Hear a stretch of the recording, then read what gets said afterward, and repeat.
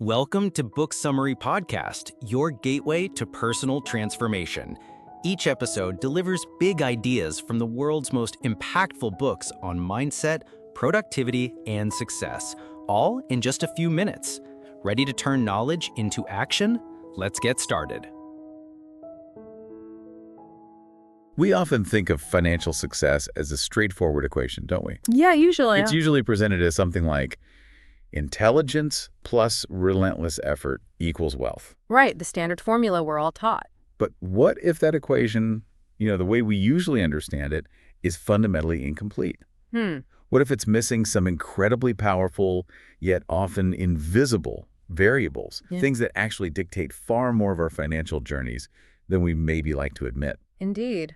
I think many of us look at the titans of industry, the people who seem to achieve monumental success through sheer will and intellect.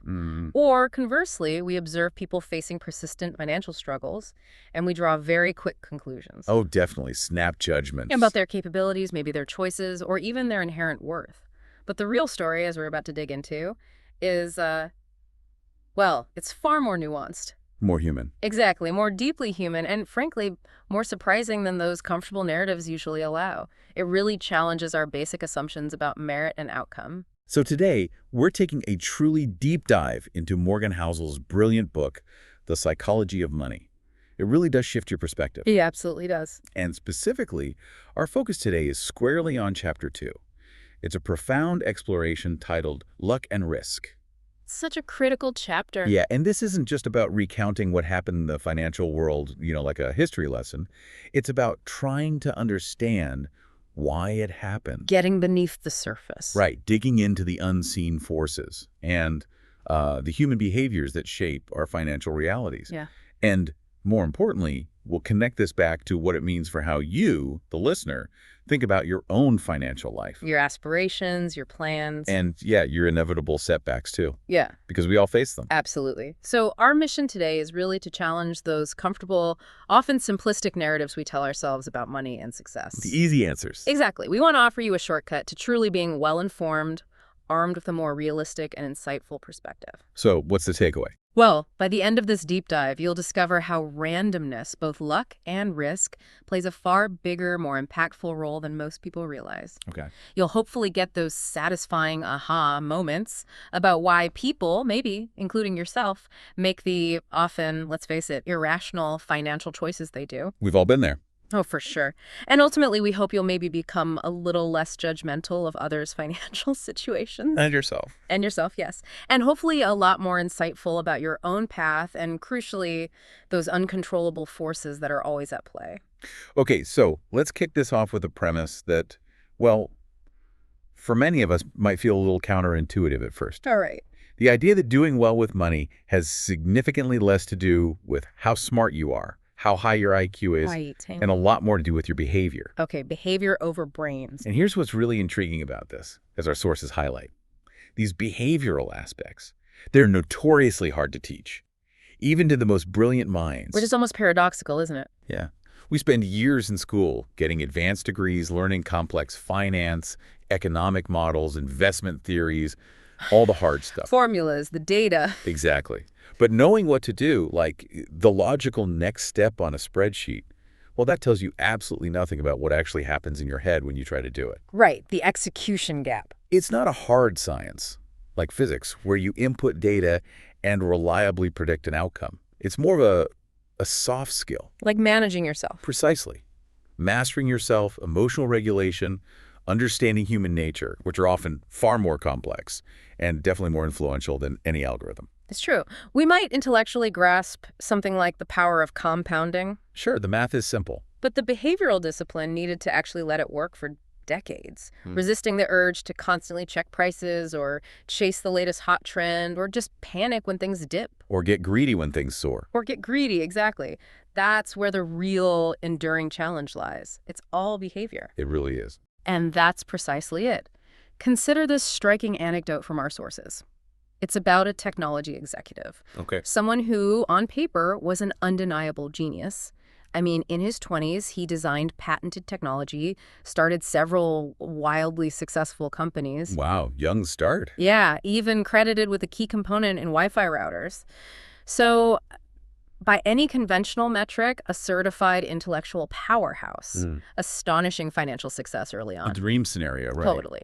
But this executive was known to frequent a high-end hotel in LA, and he'd often flash literal bricks of cash. Seriously, bricks. Yeah, like reveling in his perceived untouchability. So one evening, an incident. He shatters a $500 lamp in the hotel restaurant. Oops. Okay, accidents happen. Sure. But when the manager, understandably, tells him he needs to cover the cost, the executive reacts not with, regret or understanding, with incredulous indignation. He dramatically pulls out this thick wad of cash, throws $5,000, 10 times the lamp's value, at the manager. $5,000. Yeah, and publicly humiliates them with a stream of insults. Right. Just awful behavior. Wow. So years later, this same intellectual giant, despite his early triumphs, his undeniable genius, he went completely broke. Broke.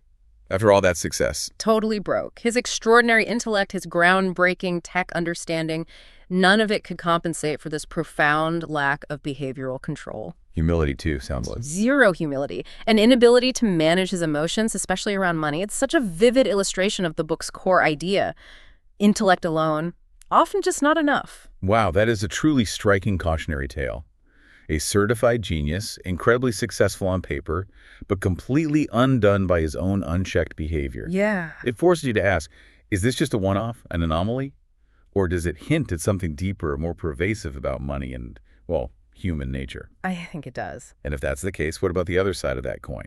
Could someone with, say, no formal financial education, someone whose life looks totally ordinary, could they somehow achieve extraordinary wealth? Maybe because of those behavioral traits the genius lacked. Exactly. It feels almost counterintuitive, doesn't it? We're sort of conditioned to believe you need the MBA, the aggressive business sense, to make a real fortune. It does feel counterintuitive, but the answer, according to our sources, is an emphatic absolutely. Really? Yeah. Consider the remarkable yet incredibly humble story of Ronald Read. Ronald Read?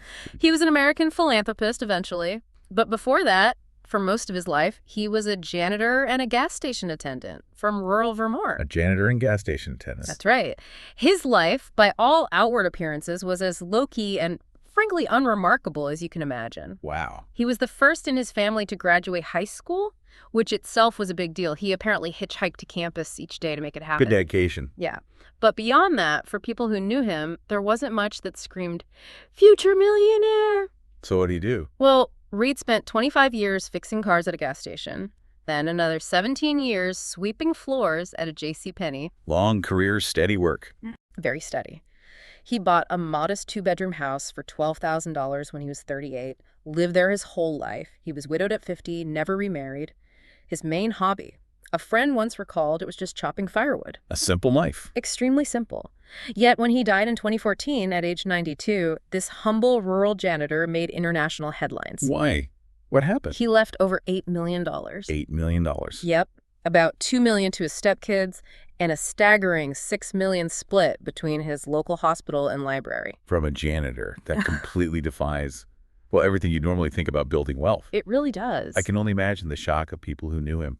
Where did it all come from? You said no lottery, no inheritance? Nope. No secret windfall, no high-flying business deals, just a quiet life of hard work and, crucially, a very specific, consistent set of behaviors. Okay, so what was his secret formula? How does an unassuming guy like that achieve such an extraordinary financial outcome? Well, as Housel puts in the book, there was no secret at all. His formula was disarmingly simple, but profoundly powerful. Which was? He saved what little he could consistently from his modest wages. That's step one. Okay, saving. Makes sense. Then he invested those savings in what our sources describe as blue chip stocks. Ah, okay. So big, stable companies. Exactly. Think Procter & Gamble, Johnson & Johnson companies with long, reliable histories of earnings and dividends. Nothing flashy. Got it. And then? And then he just waited. For decades. He let those tiny, consistent savings compound year after year through market ups and downs. No panic selling, no greedy buying, just patience. And it grew to more than $8 million. Patience and consistency over decades. That was it. And the contrast with our earlier genius, the tech exec, It's truly stark. Just a few months before Ronald Reed died, another guy, Richard Feascone, was in the news. Okay, who was he? Feascone was, in many ways, everything Red was not. Harvard-educated, Merrill Lynch executive, MBA. High flyer. Totally. Okay. Lauded in business circles for his business-savvy, leadership skills, sound judgment. Crane's Business magazine even put him in a 40 under 40 list. So the opposite of Reed. Completely. Yet, around the same time Reed passed away with his millions, Feascone lost his huge mansions in Palm Beach and Greenwich to foreclosure. Foreclosure. After all that success. Yep.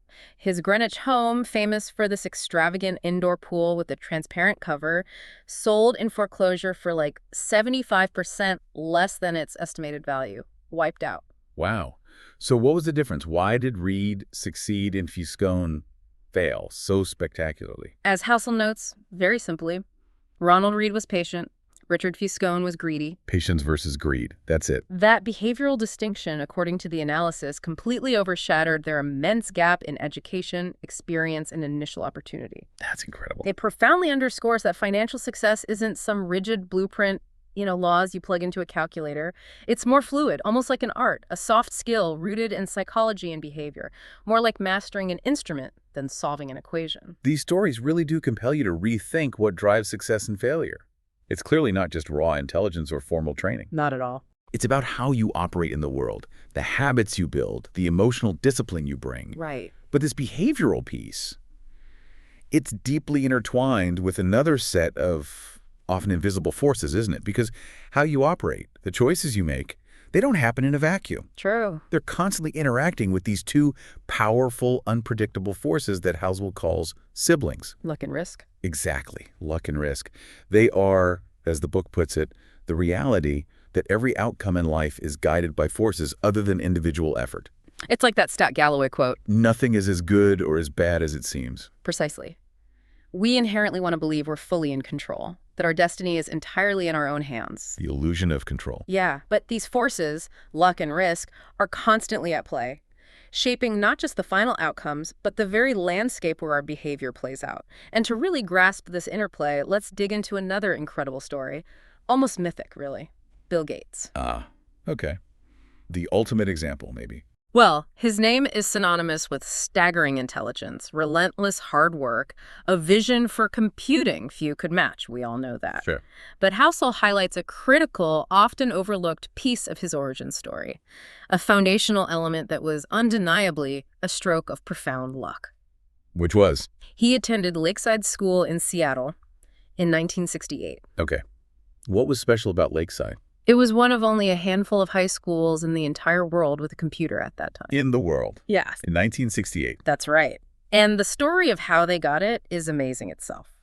A visionary math teacher, Bill Dougal, convinced the Lakeside School Mothers Club to use proceeds from their annual rummage sale, about $3,000. From a rummage sale. Yeah, to lease a teletype Model 30 computer hooked up to a GE mainframe for time sharing. This was revolutionary stuff. Time sharing was new then, right? Barely invented. It let multiple users access the same expensive computer, making it feel like they had their own machine. An incredible playground. So Gates had access to this as a kid. As an 8th grader, think about it.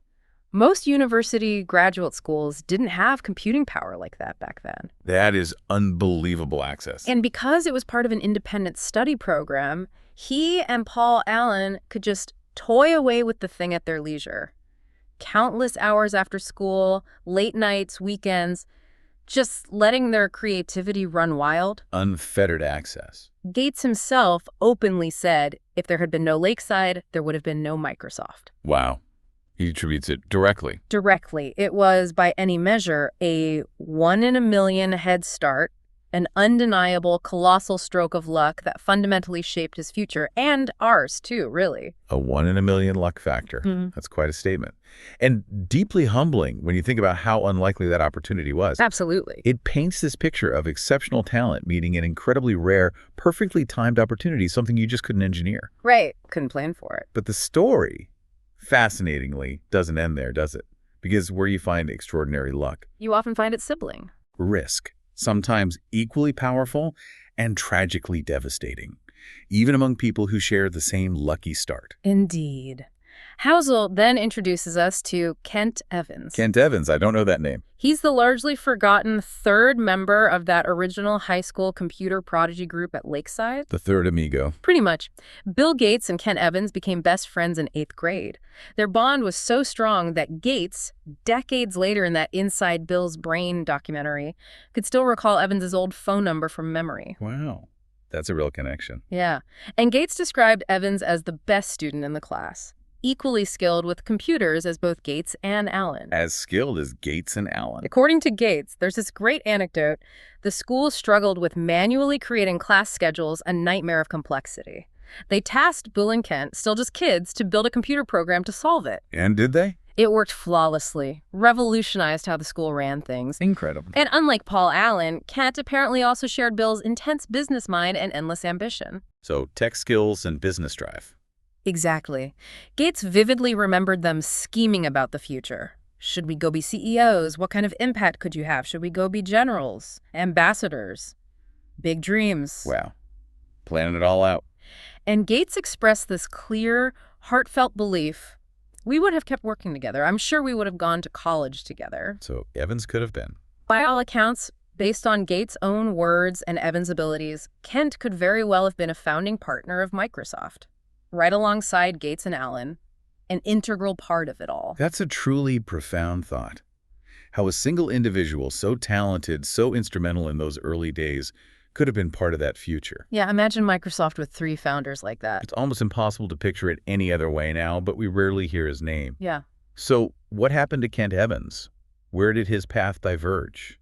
Tragically, Kent died in a mountaineering accident before graduating high school. Oh no, while still in high school. Yeah. In the U.S., there are, on average, maybe 36 mountaineering deaths a year.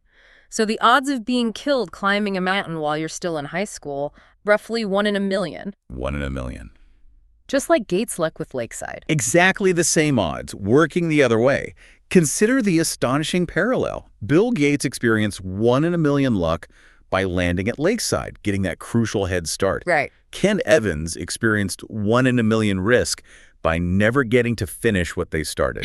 His immense potential tragically cut short. The same force, same magnitude, just opposite directions. Precisely. For 2 individuals with similar talent, similar drive, on the exact same path initially, it illustrates, with heartbreaking clarity, that the world is just too complex for 100% of your actions to dictate 100% of your outcomes. Those accidental impacts. They can be more consequential, more defining than the most deliberate choices we make, entirely outside our control. That's a truly powerful and, yeah, humbling contrast, isn't it? It really drives home this idea that we're all playing this game with billions of others, infinite moving parts. Where these accidental impacts can just overshadow our best-laid plans. It makes you wonder how many Kent Evanses are out there. Whose stories we'll never know. Yeah, whose potential was huge, but just snuffed out by some random twist of fate. And equally, how many Bill Gates has benefited from some random twist, that 1 in a million opportunity.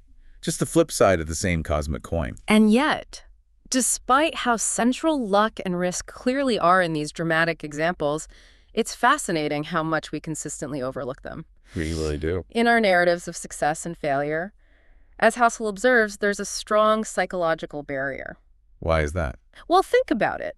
Attributing someone else's success primarily to luck often makes you seem jealous, maybe even mean-spirited. Right, especially in a culture that worships individual effort. Exactly. Meritocracy. Nobody wants to look like they're diminishing someone's hard work, even if we know, intellectually, luck played a part. Okay, that makes sense for judging others. Yeah. What about ourselves? On the flip side, judging yourself. Attributing your own success mainly to luck, that can feel deeply demoralizing. Yeah, it takes the shine off. It diminishes your sense of hard-earned achievement, makes it feel less significant, less earned.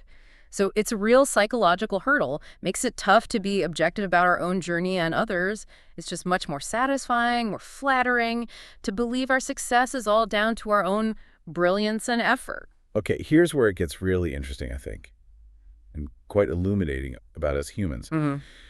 There's research by an economist, Bhaskar Mazumdar, and he unearthed this truly surprising finding. What did he find? Incomes among brothers are more correlated than their height or weight. More correlated than height or weight, seriously? Yeah, just pause on that for a second.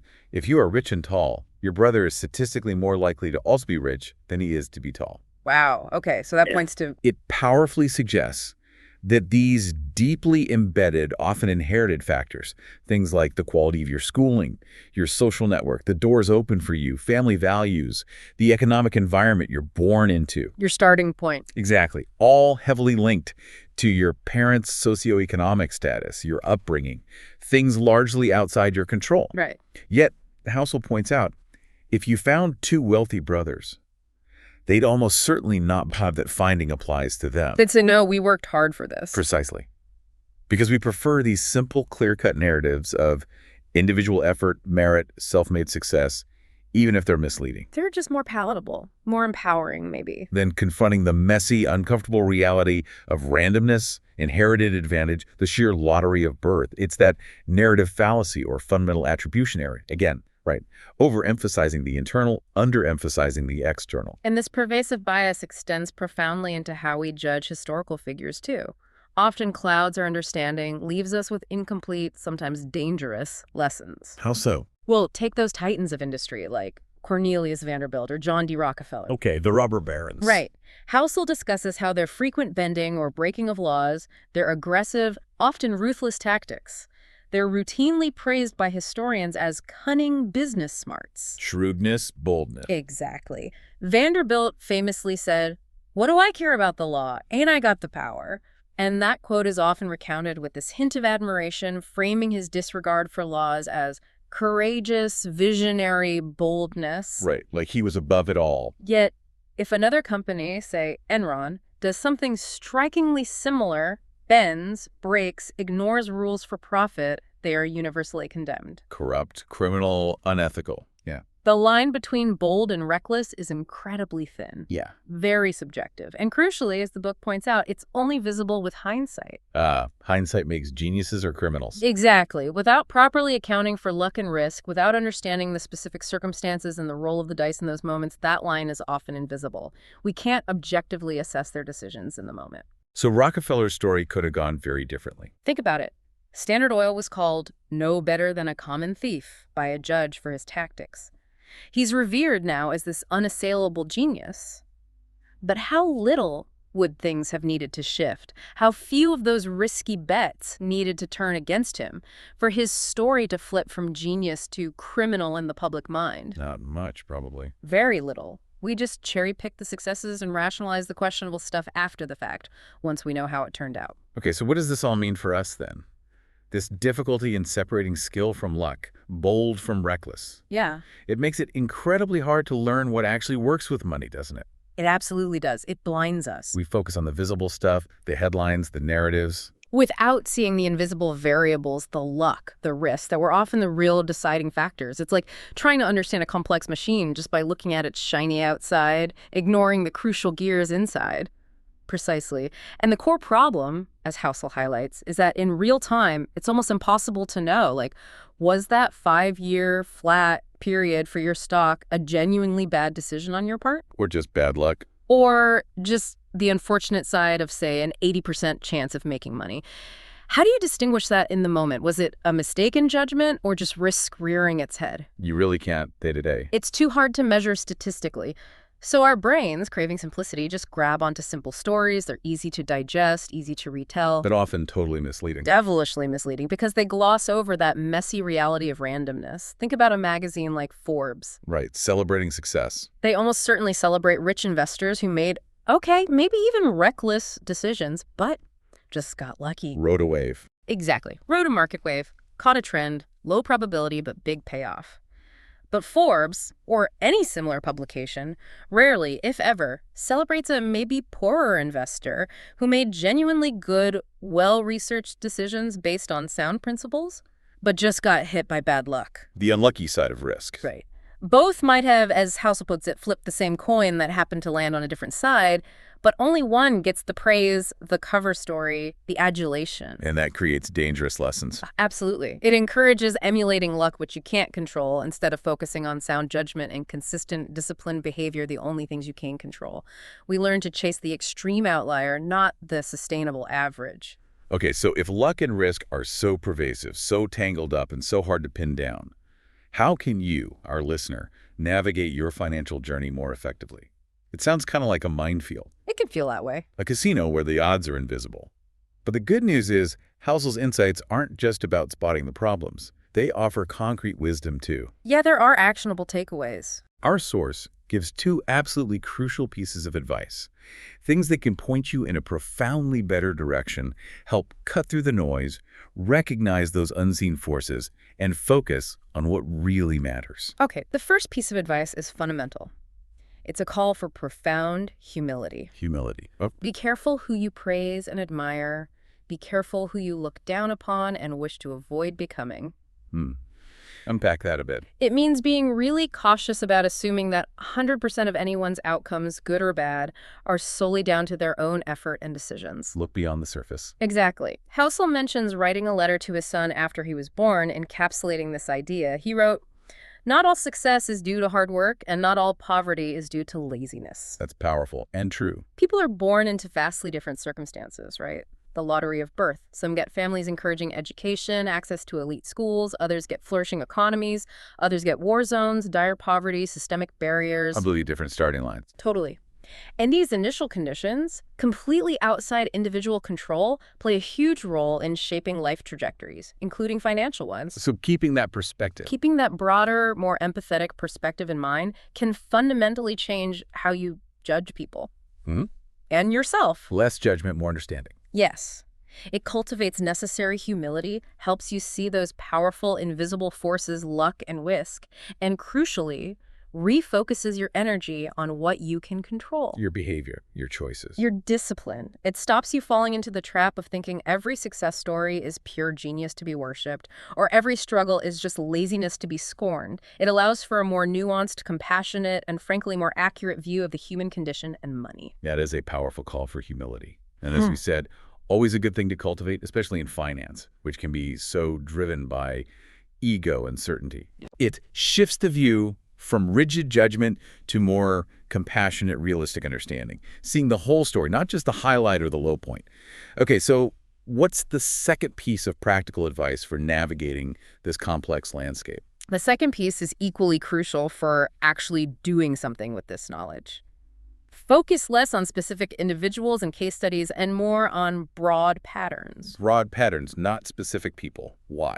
Housel explains that the extreme examples, the billionaires, the headline-grabbing CEOs, or conversely, the massive failures, they're often the least applicable to your own life. Really? We tend to focus on them the most. We do, but their outcomes are usually so heavily influenced by the extreme ends of luck or risk that trying to emulate them is often futile, maybe even dangerous. Because their circumstances were so unique. Exactly. The more extreme the outcome, the less likely you can directly apply its lessons. That specific mix of unique opportunities and unforeseen risks that shaped their path, almost impossible to replicate. So where should we look instead? Look for common, broad patterns of success and failure that apply to the vast majority of people. Things you see repeated over and over. Like what? Give me an example. Like realizing that people who consistently save some portion of their income, even if it's small, tend to build wealth over time. That's a broad, common observation. Okay. Simple but effective. Or that individuals who gain more control over their time tend to report higher levels of happiness. That's broad enough that you can actually do something with it. Maybe adjust your career or lifestyle to prioritize time autonomy. That's interesting, the link between time control and happiness. Yeah, and that's a theme we'll definitely dig into much deeper in future deep dives. It's about finding those universal general principles that are broadly applicable. Not trying to replicate the unrepeatable outlier. Precisely. Embrace the average, reliable approach over the seductive but often misleading extreme case study. That's such practical and wise advice for filtering information, especially today with social media and everything. It's overwhelming. Yeah, it's so easy to get lost admiring those extreme success stories on magazine covers, right? The secret to billions. We've all seen them. But as you've pointed out, they might not be teaching the most relevant or even the safest lessons for your journey. It's about finding those universal truths that lead to consistent, sustainable progress. Not chasing the rare exception. Exactly. Yeah. And tied right into this, Housel brings up that profound wisdom from Bill Gates again, a stark self-reflection from one of the most successful people ever. What did Gates say? Success is a lousy teacher. It seduces smart people into thinking they can't lose. Oof. That hits home. Doesn't it? When things are going incredibly well for you, investments soaring, business thriving, it's absolutely vital to acknowledge the role luck might have played. Maintain perspective. Right. It's not about diminishing your hard work or talent, but keeping things grounded. Because if you acknowledge luck helped your success, Then you have to acknowledge risk can undo it. you must believe in luck's unpredictable cousin, risk. It can turn things around just as quickly, maybe quicker. The same forces that lifted you can bring you down. And what about the flip side?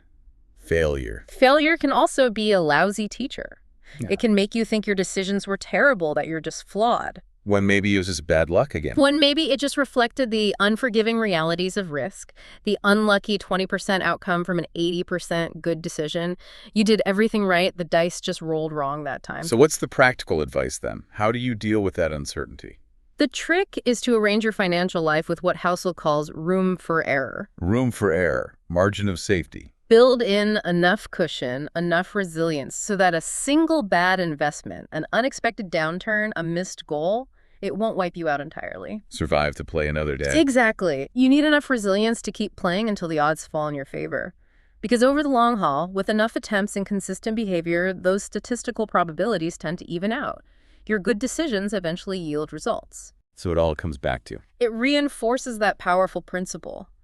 Nothing is as good or as bad as it seems. Maintain balance, humility, realism. Understand the journey is long, full of both fortune and misfortune. Hashtag tag outro. Wow. What an incredible deep dive into these intertwined, often invisible forces of luck and risk. It's a lot to think about. It really is. It's such a powerful and, truly humbling reminder that our financial lives, our careers, our successes, they're far more complex than just simple cause and effect. Definitely not A plus B equals C. Not at all.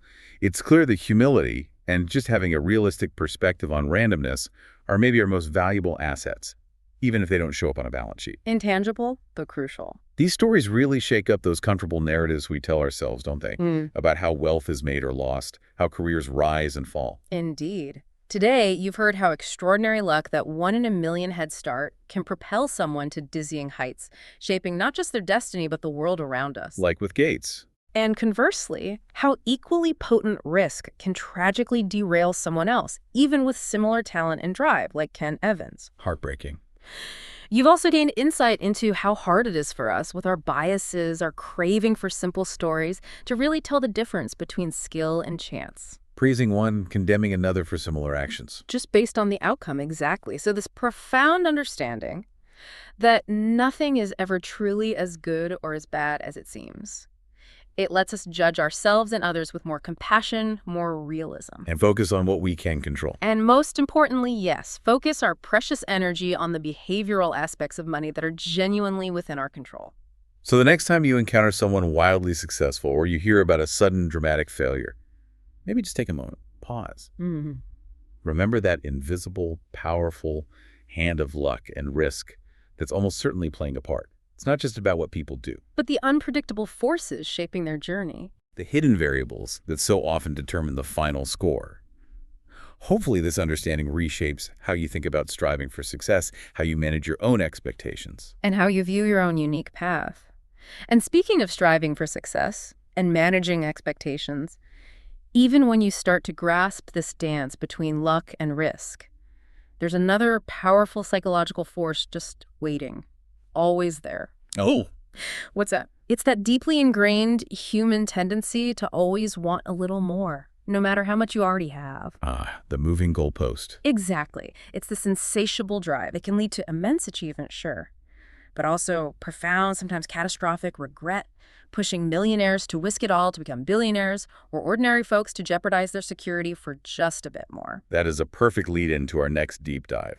And a really compelling thought to leave everyone with. It's a powerful one. We'll be exploring Chapter 3 of The Psychology of Money, which is aptly titled Never Enough. A very fitting title. We'll discover why even the wealthiest among us can find themselves chasing that ever-moving goalpost, constantly striving, risking everything for what they don't truly need, and the profound implications that has for happiness, peace of mind, and financial well-being. Join us next time for that essential conversation. Thanks for tuning in to the Book Summary Podcast. If you found value in today's episode, hit that like button, subscribe for more summaries, and share it with someone who's ready to grow. Want deeper insights, exclusive book notes, and reading tips?